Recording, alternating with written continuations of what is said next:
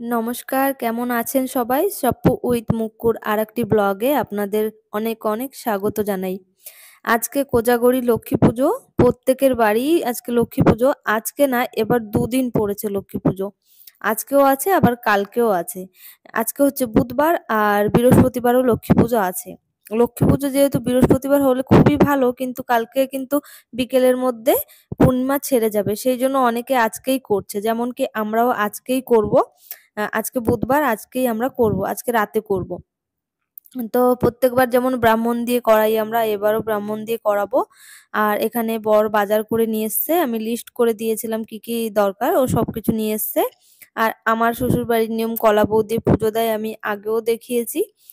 কলা বউ দিয়ে আমরা পুজো দিই। এখানে মা সকালবেলা আমার পিসি শাশুড়ি বাড়ি গিয়েছিল, ওখান থেকে কলা বউ নিয়ে এসছে। আর তার সঙ্গে লাগে আখ। তো এই যে বর নিয়ে এসছে আখ, দেখো কত লম্বা, একদম ছাদ ছুঁয়ে গেছে, এত বড় আখ নিয়ে এসছে। একটা বর নিয়ে এসছে আর কলা বউকে মা নিয়ে এসেছিল। চিনি ঘুম থেকে উঠে গেছে, চিনিকে এখন খাওয়াবো। আর এখানে সুজি রান্না করেছি। চিনির সুজি কিন্তু আমি দুধ দিয়েই রান্না করি, জলে রান্না করি না। তো দুধ দিয়ে রান্না করেছি, হালকা একটু মিষ্টি, হালকা একটু নুন, আর মাঝে মাঝে একটু ঘি দিয়ে এর মধ্যে। যেহেতু সুজিটা আমি আগে ভেজে রাখি, শুকনো কড়াইয়ে ভেজে রাখি। আর ড্রাই ফ্রুটের পাউডার বানিয়ে আমি রেখে দিয়েছি, সেই পাউডার মিশিয়েই খাওয়াই কিন্তু চিনিকে আমি। যেহেতু ওর এখনো বয়স হয়নি ড্রাই ফ্রুট চাবিয়ে খাওয়ার, সেই জন্য। কি সুন্দর একটা মাটির ঘট এনেছে দেখো। এটা কিন্তু কলা বউর জন্য আনা হয়েছে। আর বর এখানে কলা বউকে রেডি করে দিচ্ছে। কলা বউর সঙ্গে কিন্তু আরো অন্য অন্য গাছ দিতে হয়।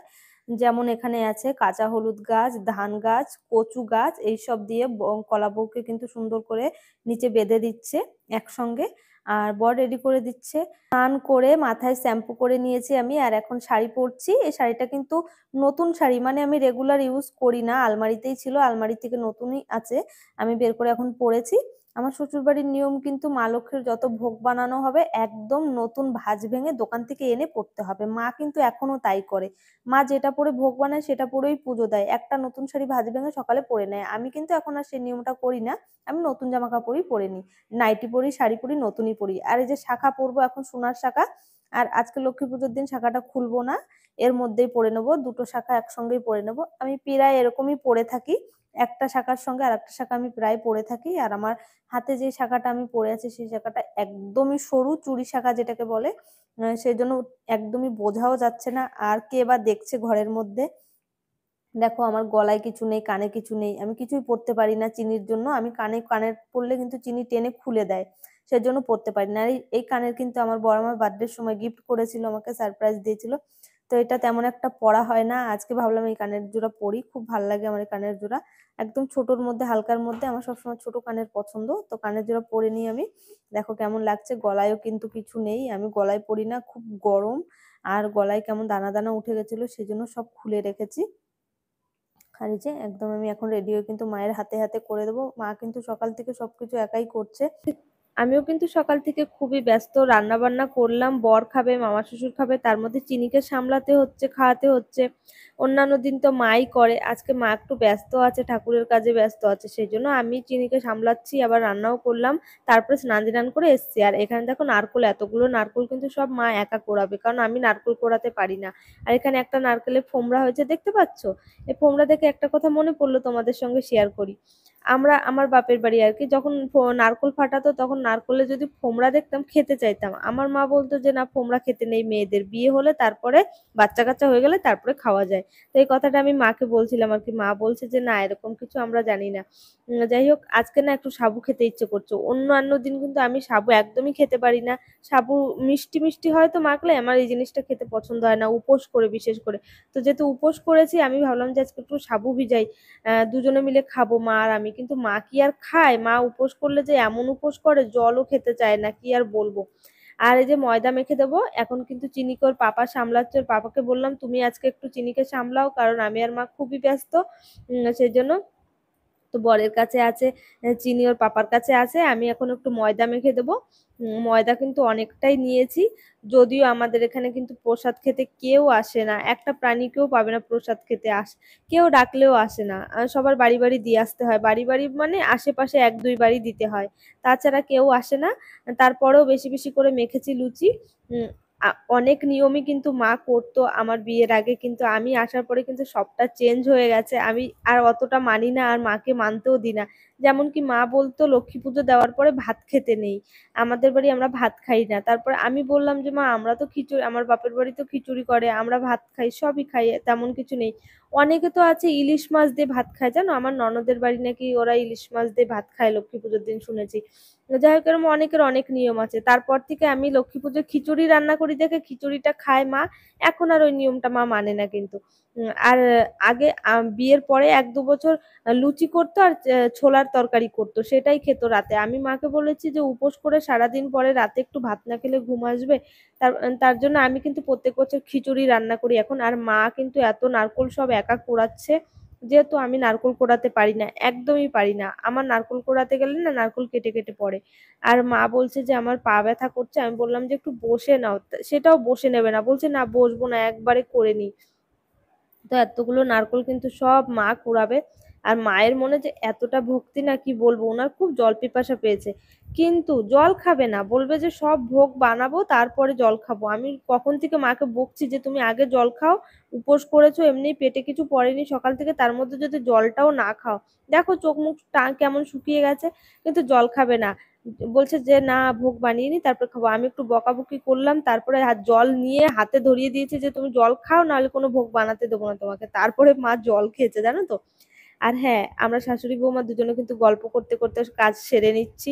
আর এরকম শাশুড়ি বৌমা যদি একসঙ্গে মিলমিশ থাকে না, তাহলে কোনো কাজেই কিন্তু কষ্ট হয় না। আমাদের দুজনের মধ্যে বন্ডিংটা এমন না যে আমরা কোনো কাজ নিয়ে দুজন, অনেকের বাড়ি হয় না যে শাশুড়ি বৌমা ঝগড়া লেগে যায় কাজ নিয়ে।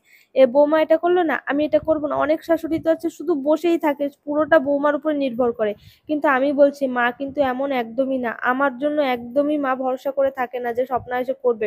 যতটা পারে নিজেই করে। তারপরে আমি করতে গেলে আমাকে বলবে, না তোমার করতে হবে না, তুমি উপোস করেছো না, তোমাকে করতে হবে না। শাশুড়ি হলে এরকমই হতে হয়, মানে মায়ের মতো খেয়াল রাখে আমার। আর আমরা কিন্তু দুজনই, মা যেমন আমাকে খেয়াল রাখে, আমিও কিন্তু মাকে খেয়াল রাখি।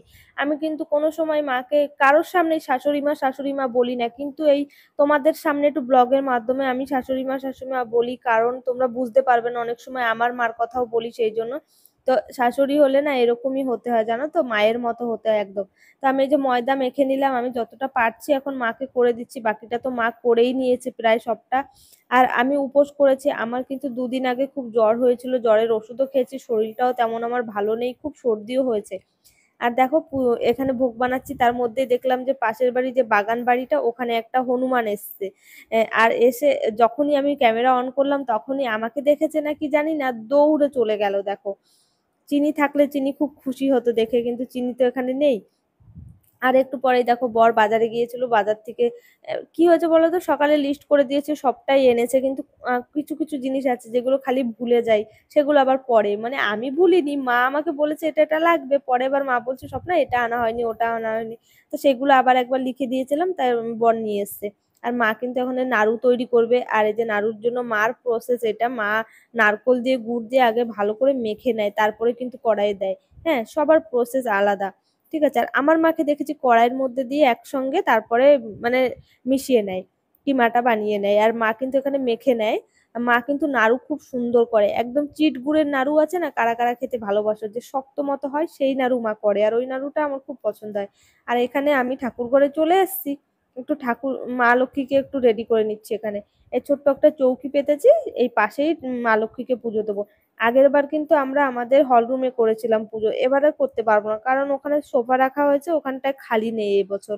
সেজন্য ভাবলাম এবছর ঠাকুর ঘরেই করি। আগেরবার ঠাকুর ঘরে করিনি, কারণ আমাদের ঠাকুর ঘর উল্টা সাইডে বসানো আছে, জায়গা কম হয়ে যায় সেইজন্য। আর এই দেখো বর কি বড় একটা মালা কিনে নিয়ে এসছে। আমি দেখে তো অবাক হয়ে গেছি। আমি বলছি এত বড় মালা কে পরবে?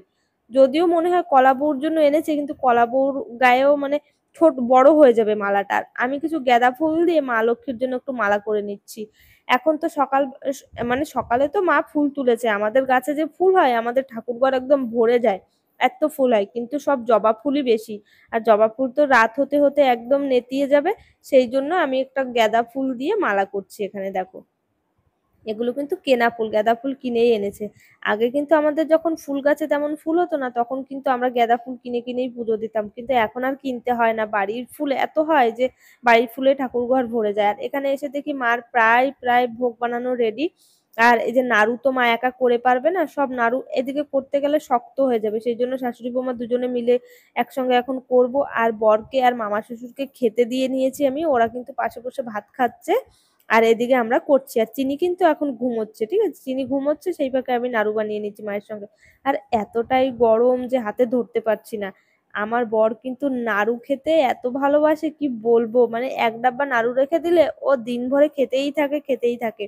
আমরা কিন্তু পুজো ছাড়াও মাঝে মাঝে আমাদের বাড়ি নাড়ু বানানো হয়, কারণ আমার বর খেতে পছন্দ করে সেই জন্য।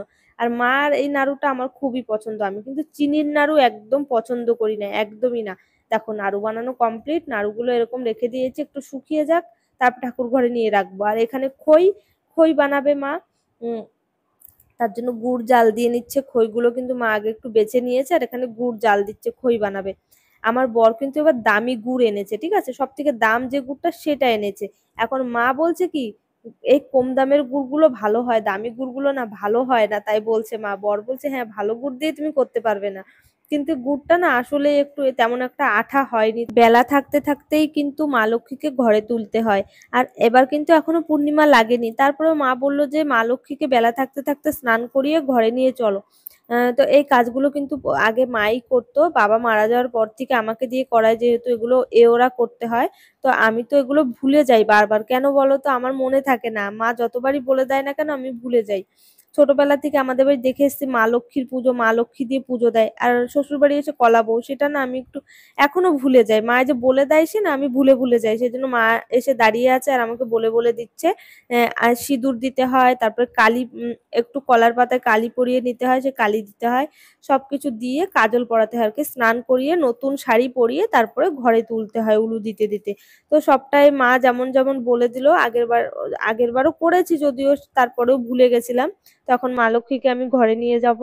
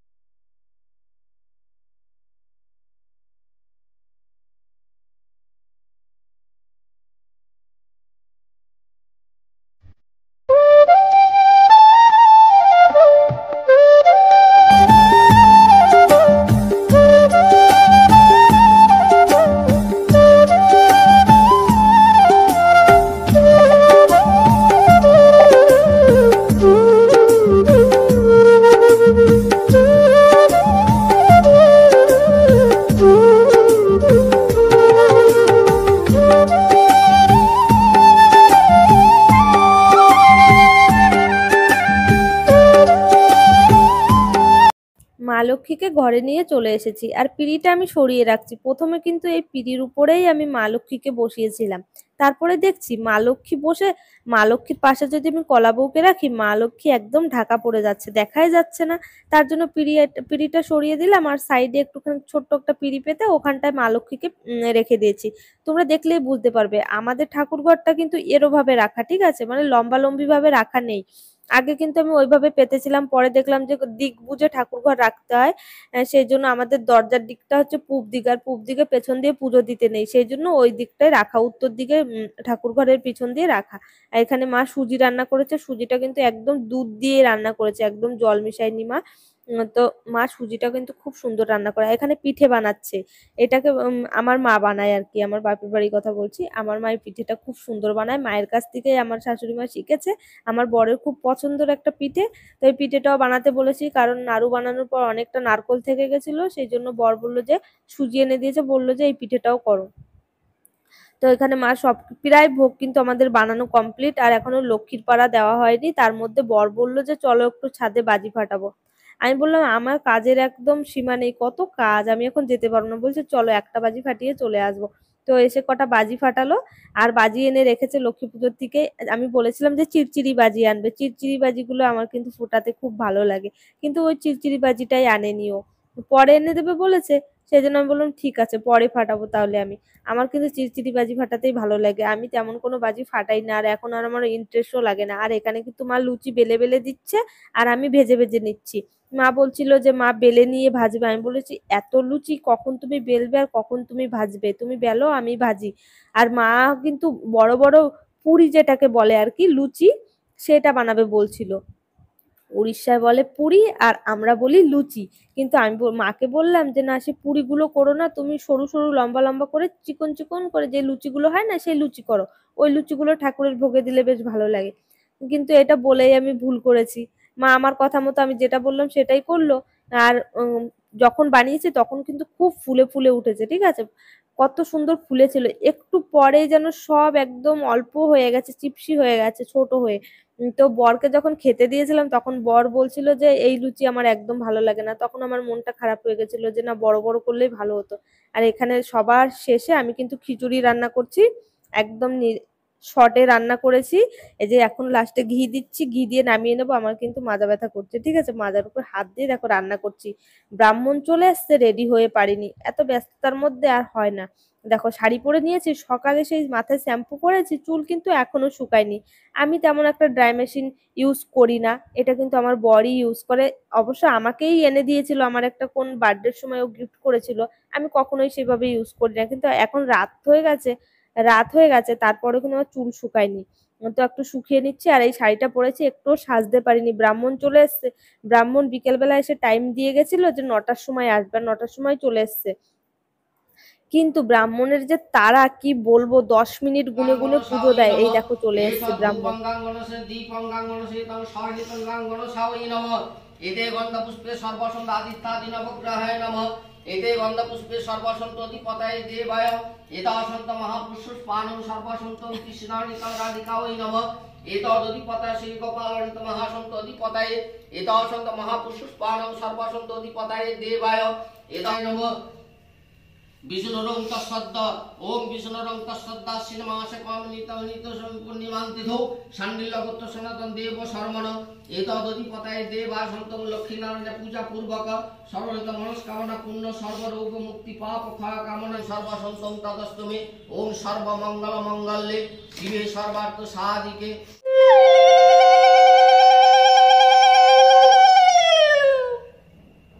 এই বছর লাস্টের পরের বছর থেকে আমি নিজে পাঁচালি পরে পুজো দেবো, ব্রাহ্মণের আশা আর করবো না। এর আগের বার যখন পুজো দিয়েছি সেই ব্রাহ্মণ খুব ভালো ছিল, অনেকক্ষণ সময় নিয়ে পুজো দিয়েছে। কিন্তু এই যে ব্রাহ্মণ এসছে, এই ব্রাহ্মণ 10 মিনিট, আমি ঘড়ির কাঁটা দেখে পুজো দিতে বসেছি, দেখলাম যে 10 মিনিটে অঞ্জলি দেওয়া পুজো দেওয়া সব সেরে নিয়েছে। আর এত ব্যস্ত করেছে কি বলবো, ঠাকুরঘরটা একটু সুন্দর করে গুছিয়ে দিয়েও বসতে পারিনি, মনটা খারাপ লাগছে। এত রকমের ভোগ বানিয়েছি, সুন্দর করে সাজিয়ে গুছিয়ে দেবো সেটাও করতে পারলাম না, এত তাড়া করছে ব্রাহ্মণ যাওয়ার জন্য, অন্য জায়গায় যাওয়ার জন্য খুব ব্যস্ত। এই দেখো পুজো দেওয়া কমপ্লিট, এখন কিভাবে ব্যাগটা গুছিয়ে নিয়ে বেরোবে সেই চিন্তা। আজকে কিন্তু কোনো ফলমূল কিছুই নেয়নি, কালকে নাকি এসে নিয়ে যাবে, ইনি আসবে না, ইনার গুরু যে সেই আসবে। দোল পূর্ণিমা নিশি নির্মলয় আকাশ, মৃদবন্ধ বহিতেছে মলয় বাতাস, লক্ষ্মীরে লইয়া বামে বসি নারায়ণ, করিতেছে নানা কথা সুখে আলাপন, কেহ কালের বিনা হাতে আসি মুনিবর। লজ্জা আদি গুণ যত নারীর ভূষণ, একে একে সব তার করেছে বর্জন।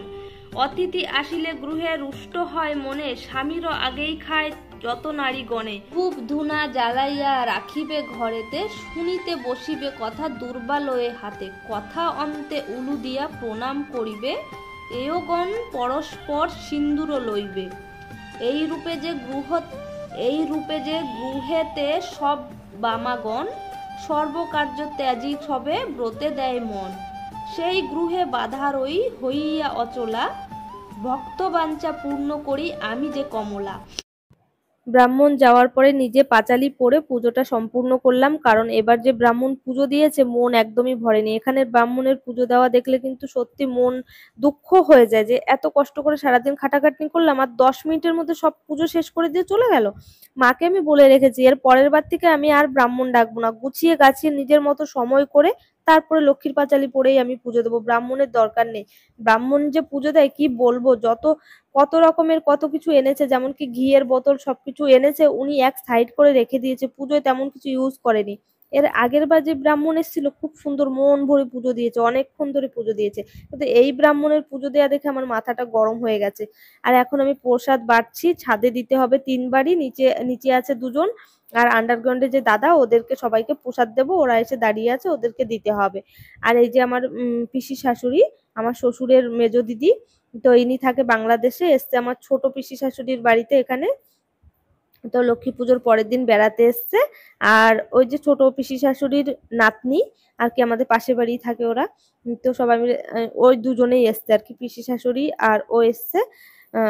তো পিসি শাশুড়িকে তো আমি আগে একবারই দেখেছি, আর এই দেখলাম আমার বিয়ের পরে 2বারই দেখছি। ওনার ফেস কাটিং কেমন আমি ভুলেও গেছি, যে প্রথম দেখেছিলাম মনে নেই। যাই হোক, আমার ব্লগটি কেমন লেগেছে অবশ্যই কমেন্টে জানিও, ভালো লাগলে কিন্তু লাইক কমেন্ট শেয়ার করতে ভুলো না।